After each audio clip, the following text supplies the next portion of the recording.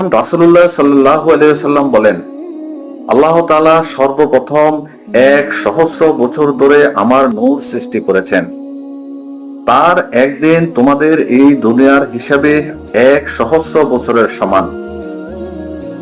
আল্লাহর সৃষ্টি আমার নূর আল্লাহর মহত্ব মর্যাদা গভীরভাবে অবলোকন করত এবং আল্লাহর তসবিহ পাঠ করত, তাওয়াফ ও সেজদারত থাকত।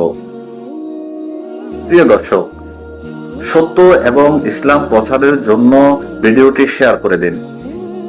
হযরত ইবনে আব্বাস রাদিয়াল্লাহু তাআলা বর্ণনা করেন, সৃষ্টি শূন্য অবস্থায় নূরে মুহাম্মদী সাল্লাল্লাহু আলাইহি ওয়াসাল্লাম 12,000 বছর ধরে আল্লাহ তাআলার ইবাদতে মশগুল থাকেন।